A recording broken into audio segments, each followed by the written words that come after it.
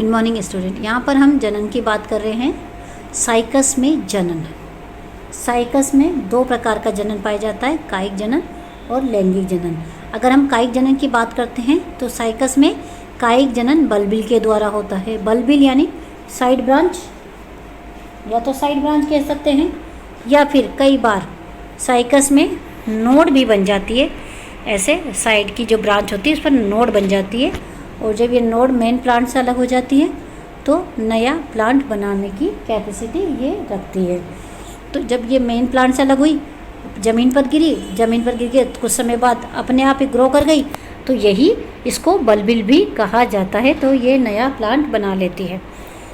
चलिए, साइकस में अब बात करते हैं हम लैंगिक जनन की। साइकस का पादप एक लिंगाश्रय होता है। उसमें नर व मादा पादप अलग अलग होते हैं, यानी नर व मादा शंकु अलग अलग पादप पर पाए जाते हैं। ये साइकस, चाहे साइकस की बात हो जिम्नोस्पर्म में, चाहे किसी और पाइनस की बात हो, तो हमने पहले भी बात करी थी कि लैंगिक जनन की जब बात होगी तो इसमें शंकु का पाया जाना विशेषता होती है। जिम्नोस्पर्म में शंकु पाए जाते हैं। शंकु जिसको आप कॉर्न भी कहते हैं, स्ट्रोबिलस भी कहते हैं, आप कुछ भी कहिए, शंकु जैसी संरचना इनमें पाई जाती है। तो यहाँ पर हम मेल रिप्रोडक्टिव सिस्टम की हम बात करें तो यहाँ पर हम बात करेंगे नर शंकु की। अगर हम बाहर से देखते हैं तो नर शंकु ऐसा दिखाई देता है। ये नर शंकु होता है। जो आप डायग्राम में देख रहे हैं वो नर शंकु का एलएस है। देखिए, जब हमने बात करी थी जिम्नोस्पर्म की सामान्य संरचना की, तब हमने दो तीन चीज़ें आपको वहाँ पर भी बताई थी कि नर शंकु में क्या क्या होता है। ये इसका मुख्य अक्ष होता है। ये छोटी छोटी पत्ती नुमा संरचना जिन्हें कि लघु बीजाणुपर्ण कहते हैं, और इन्हीं के मध्य नीचे की तरफ लटकी हुई लघु बीजाणु धानियाँ हैं। ये आप डायग्राम में आसानी से देख सकते हैं। लघु बीजाणुपर्ण, लघु बीजाणुधानी और मुख्य अक्ष। ये जब हम शंकु का एलएस कट करते हैं तब ये आपको संरचनाएं सभी नज़र आती है। यहाँ पर हम और भी डायग्राम आपको बता रहे हैं। इन डायग्राम से पहले आप ये समझ लीजिए कि इस शंकु में कौन कौन सी संरचनाएं पाई जाती हैं। तो आप ये देखेंगे कि इस शंकु के जब हमने देखा लघु बीजाणुपर्ण, बीजाणुधानियाँ, तो हम इनके बारे में और अच्छे से देख लेते हैं कि ये कैसी होती है, लघु बीजाणुपर्ण कैसे होते हैं और इनके अंदर लघु बीजाणुधानियाँ कैसे लगती है। देखिए, ये एक लघु बीजाणुपर्ण का डायग्राम है। जो हमने ऊपर पत्ती देखी थी ये उसका डायग्राम है। देखिए, इसकी अगर संरचना की बात करें तो देखिए मध्य में एक शिरा है जिसको मध्य का भाग है, और ये ऊपर का भाग है एपोफाइसिस। एपोफाइसिस मतलब ऐसा भाग जिसमें कि बीजाणुधानियाँ नहीं पाई जाती है। ये नीचे का भाग है वृंत। सोराई, सोराई, सोरस, ये सब जो बीजाणुधानियाँ होती है उनके नाम है। यहाँ पर हम इसके बारे में देख रहे हैं सोरस, यानी जब बीजाणुधानी को, जब इसमें देखिए एक, दो, तीन, चार, ये सब बीजाणुधानियाँ हैं। जब ये चार बीजाणुधानियाँ एक साथ ग्रुप में जुड़ी रहती है तो एक वचन के रूप में हम इसको सोरस कहते हैं, और बहुवचन के रूप में इनको सोराई कहते हैं। बीजाणुधानियों की संरचना भी आप देखिए, इसके सभी, इनके मध्य रोम पाए जाते हैं। बीच में एक रेखा पाई जाती है जिसे डैसिन रेखा कहा जाता है। बाकी सब लघु बीजाणुधानियाँ हैं। तो इन लघु बीजाणुधानियाँ जो कि हमने ऊपर की तरफ देखा था कि लटकी हुई रहती है इनके ऊपर, आप इसका जब सेक्शन कटिंग देखते हैं तो अलग तरह से दिखाई देती है। बाकी ये अगर आप बाहर से देखते हैं तो इस तरह से इसके अंदर लघु बीजाणुपर्णों के नीचे की तरफ लटकी हुई ये संरचनाएं होती हैं। तो इस तरह से एक कोन के अंदर लघु बीजाणुपर्ण और लघु बीजाणुधानियाँ व्यवस्थित रहती है। चलिए, जब हम इनके बारे में बात करते हैं तो देखिए, लगभग जब ये जो कोन का निर्माण होता है, मेल कोन हो, फीमेल कोन, कोन किसी का भी निर्माण हो, कभी भी हो, लेकिन कोन का निर्माण तभी होता है जब पादप भी पूरी तरह से मैच्योर हो जाता है, परिपक्व हो जाता है, लगभग 10 ईयर का, यानी पादप की भी एक अपनी उम्र होती है, अपनी एज होती है, उसके बाद ही उसमें शंकु का निर्माण होता है। शंकु का निर्माण होता है। देखिए, शंकु के निर्माण की एक खास बात हो रही है। शंकु का जो निर्माण होता है शीर्ष पर होता है, लेकिन कई बार क्या होता है, शीर्ष की वृद्धि तेजी से होती है, जिससे ये थोड़ा सा साइड में, पार्श्व में चला जाता है, और इस वृद्धि को कहते हैं सिम्पोडियल वृद्धि। सिम्पोडियल वृद्धि इसको कहा जाता है, जिसमें कि जो शंकु होता है वो थोड़ा साइड में शिफ्ट हो जाता है। जब आप कभी इस तरह के पेड़ देखोगे तो आपको बहुत आसानी से ये सब चीज़ें दिख जाती हैं। ये आसानी से, बहुत आसानी से इसको हम पहचान पाते हैं, बहुत आसानी से इसको समझ जाते हैं। लघु बीजाणुपन की जब हम बात करें तो हमने आपको बता दिया था कि उसमें मध्य में एक अक्ष होती है, जिसके दोनों तरफ लघु बीजाणुधानियाँ होती है। ऊपर का भाग बंद होता है, जिसको एपोफाइसिस कहते हैं, और संवहन तंत्र भी इसके अंदर पाया जाता है। ये सभी चीज़ें इसके अंदर उपस्थित होती है।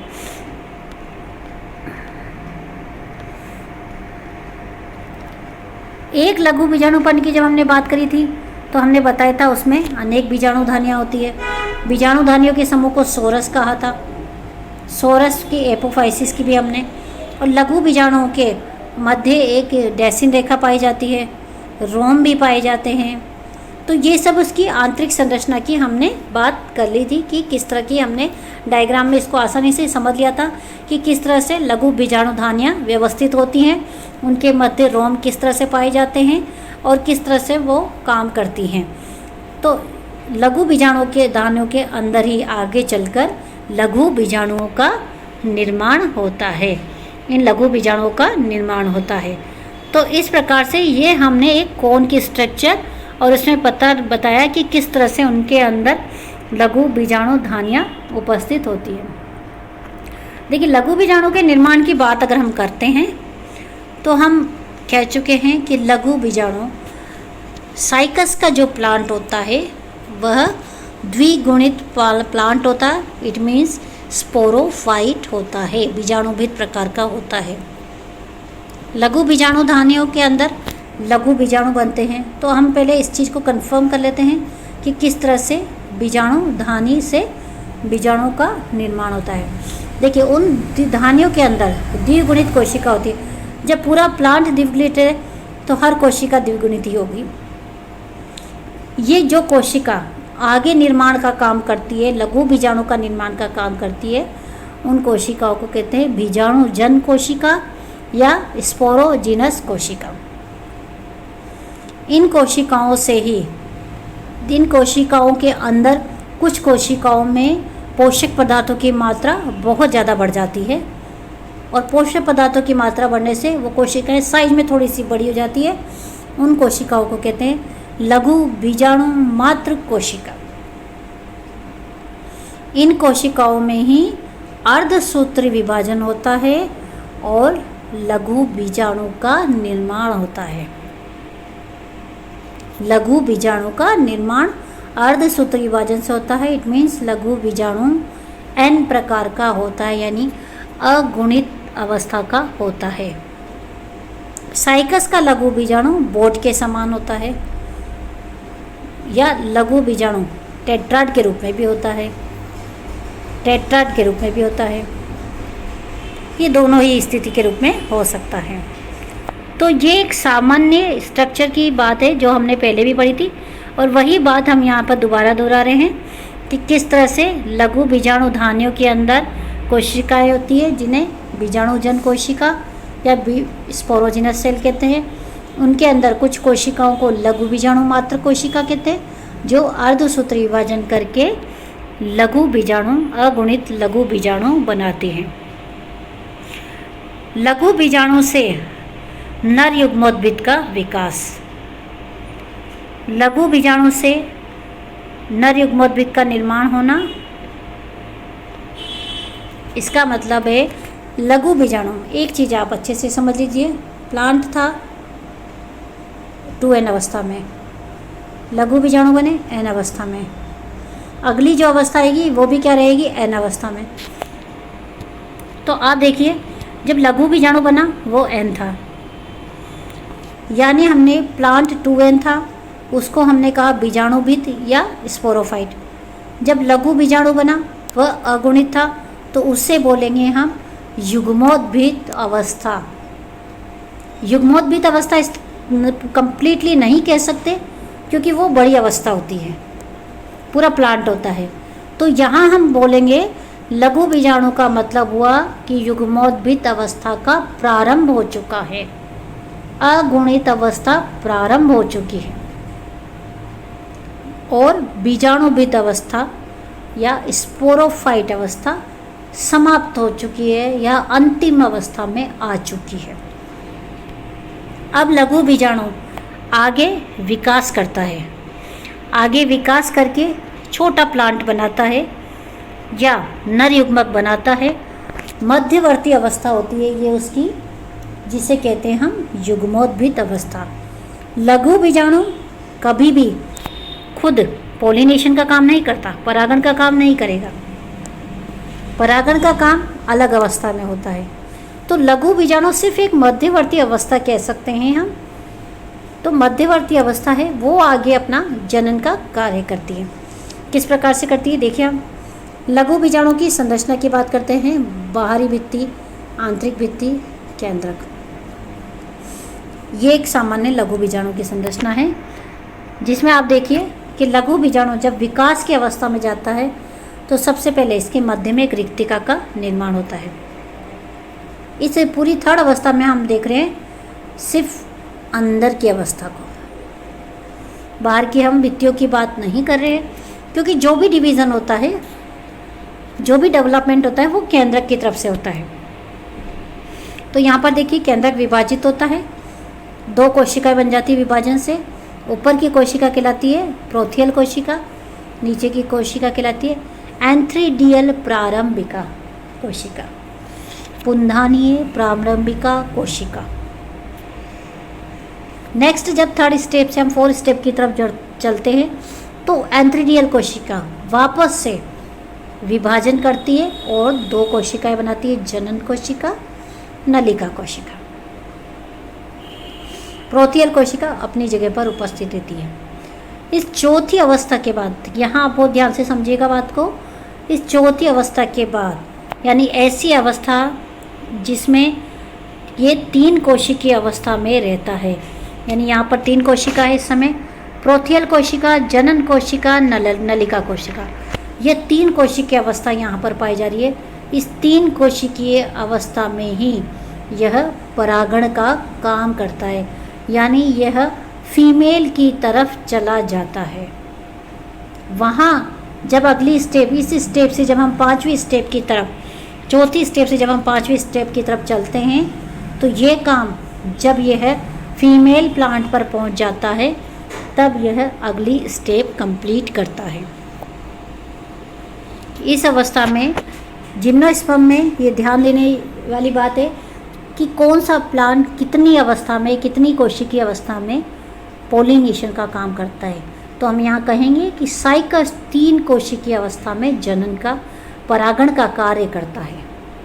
चलिए उसके बाद जब ये फीमेल पर पहुँच जाता है तब आगे कैसे डिवीज़न करता है देखिए। अब जनन कोशिका, नलिका कोशिका, ये 2 कोशिकाओं का निर्माण हुआ था। प्रोथियल अपनी जगह पर मौजूद है, नलिका अपनी जगह पर मौजूद है। तो जनन कोशिका वापस से डिवीज़न करती वृंत कोशिका और काय कोशिका बनाती है। काय कोशिका, ये सभी तीनों कोशिकाएं अपनी जगह पर एज इट इज़ प्रेजेंट रहती। काय कोशिका आगे चलकर अपने केंद्रक से 2 नर युग्मक बनाती है। नलिका कोशिका जो होती है ये नलिका बना दिया। प्रोथियल कोशिका धीरे धीरे अवशेष के रूप में यहाँ खत्म हो जाती है। वृंत कोशिका ये वृंत बनाने का काम कर देती है। तो इस तरह से सभी कोशिकाएं यहाँ पर सपोर्ट करती है, और जो काय कोशिका होती है अंत में 2 नर युग्मक बनाने का कार्य करती है। ये काय कोशिका से 2 नर युग्मक बनते हैं। यहाँ पर जाकर नर युग्मक का निर्माण होता है, यानी मेल गैमेट का निर्माण होता है। और साइकस का नर युग्मक देखिए, अब साइकस का नर युग्मक कैसा है, ये इस तरह किसकी संरचना होती है, ऐसे इसमें रेशेस बने हुए रहते हैं। ये साइकस का नर युग्मक होता है।